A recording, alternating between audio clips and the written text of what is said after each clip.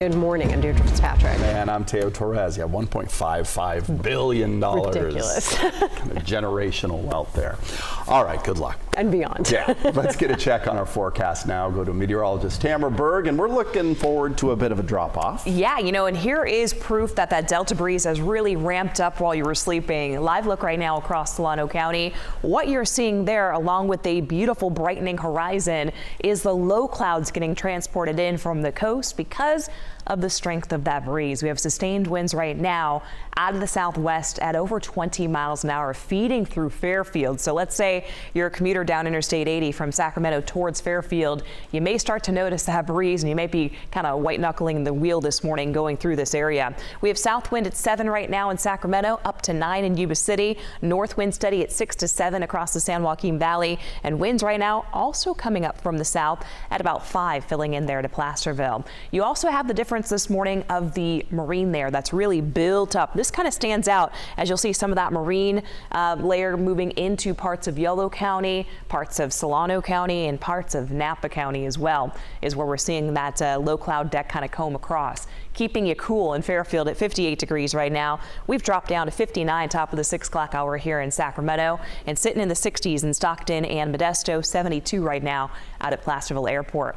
Valley planner for today, it is going to run noticeably cooler. We'll be in the low 70s by 9 a.m., mid 80s by lunchtime, and most valley spots top out in the upper 80s to about 90 degrees. Coming up in my full forecast, we'll talk about how long the cooler than average weather could stick around for. 6:02 right now. If you're heading out on the highways, Brian, what's out there? Yeah, big delay here southbound I-5. You can see in the Caltrans camera here, there's a car up against the center divide. Initially reported as a hit-and-run collision, possible injuries. You can see the emergency crews on scene there. They've now got 2 lanes blocked. This is southbound I-5, and this is actually the bridge right here over the American River to give you an idea of where this is all happening. Again, southbound I-5 coming into downtown Sacramento, 2 lanes currently blocked, and of course that is starting to back things up now well past Garden Highway, and we're continuing to see that build as the commute picks up with 2 lanes now out of commission there. We'll let you know as soon as they get that cleared. I-5 and 99, no issues on that northbound side, and if you're on the westbound ride coming out of Folsom on Highway 50 or Interstate 80, Roseville down into the Split, Cap City Freeway, all looking good,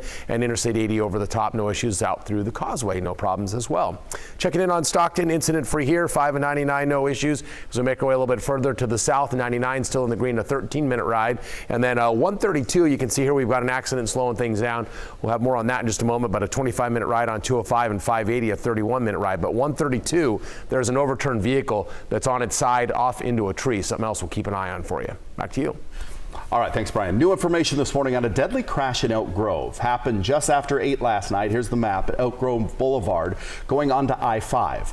Police say a Nissan Murano going north on I-5 exited at Elk Grove Boulevard and was driving east when witnesses say the driver accelerated and drifted into the median, slamming into a tree.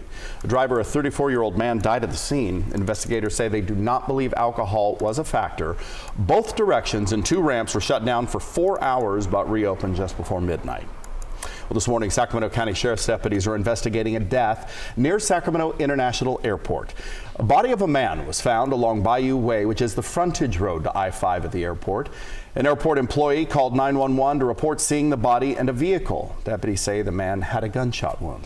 Well, new this morning, crews are investigating what led to a house fire in Sacramento County. It happened in Orangevale at around 11:30 last night off of Greenback Lane near Hazel Avenue. And some pictures from Sac Metro Fire show you some of the response and the damage. They say the crews did manage to keep it to a bedroom and the attic right above it. No word yet on if anybody got hurt, but the cause of that fire is under investigation.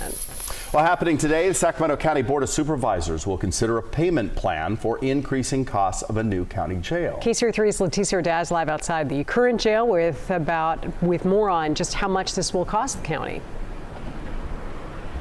Deirdre and Teo, good morning. Construction on this jail expansion hasn't even started, and it's already jumped in price tag to more than $200 million in an increase here. And so this is a look at the current Sacramento Main Jail. And the Board of Supervisors has big plans to expand the project here to transform the jail. The group Decarcerate Sacramento says it could bankrupt the city, and they plan to hold a rally this morning to protest the jail expansion. Documents show that estimates for the facility have now increased from $450 million to $654 million.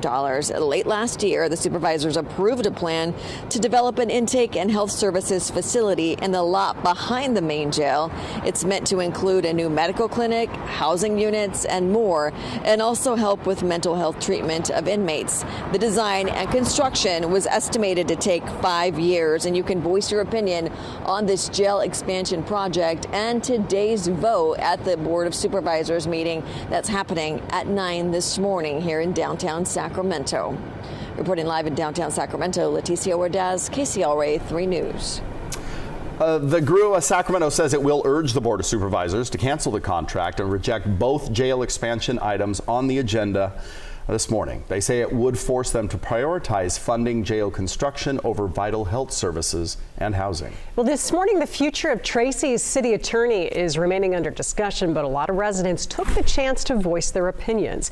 The Tracy City Council held closed-door meetings last night to look into the status of Bijal Patel, and then they opened it up to public comment. Patel's license was temporarily suspended for missing a reporting deadline for continuing legal education and a payment penalty for that. All of this has been resolved, but the mayor, Nancy Young, believes that she should be fired for letting it happen and possibly putting the city at risk for any illegal work done last month.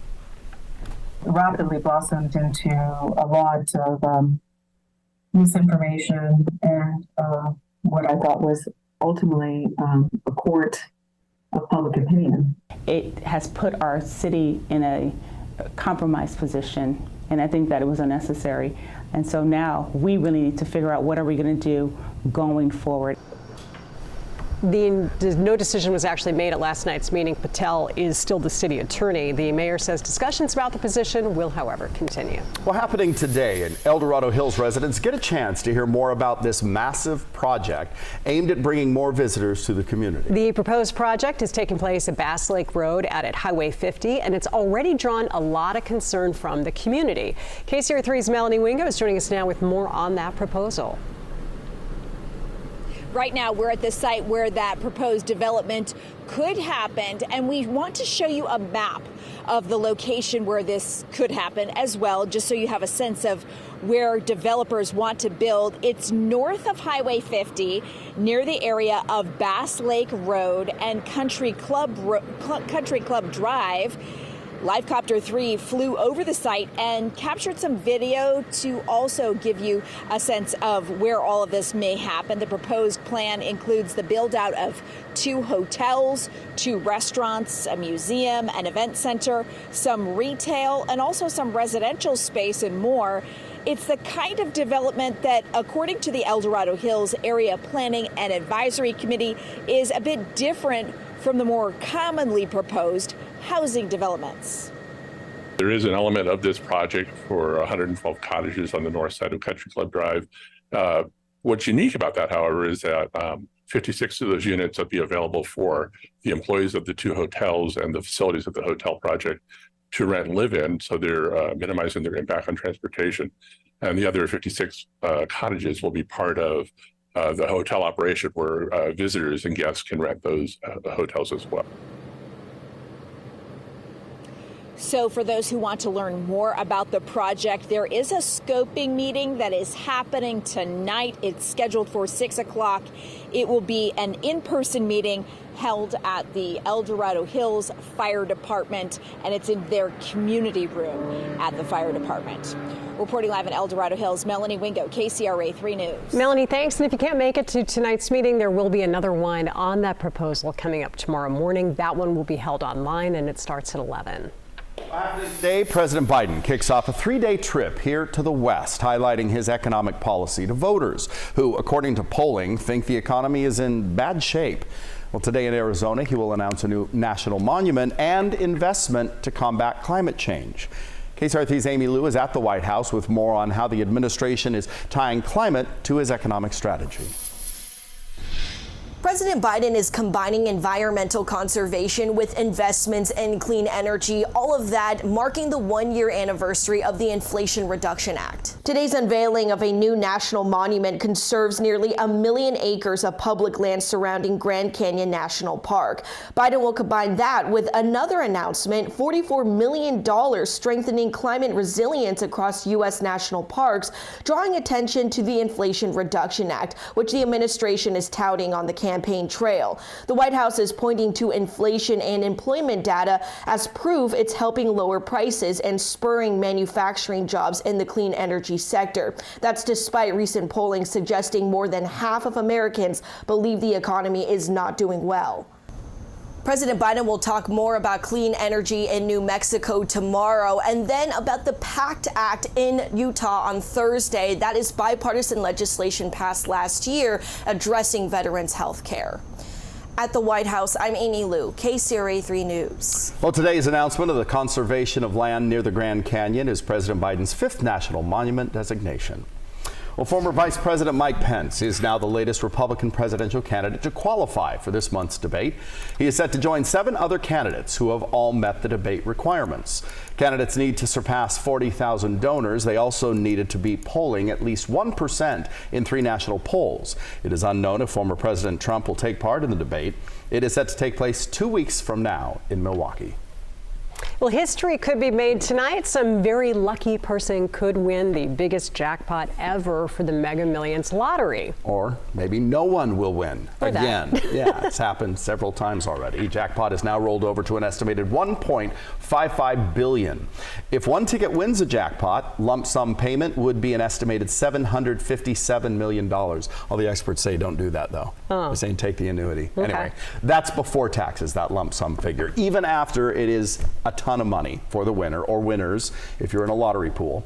Current Mega Millions record of nearly $1.54 billion was won in South Carolina in 2018. The drawing is set for tonight at 8 p.m. So big luck for you.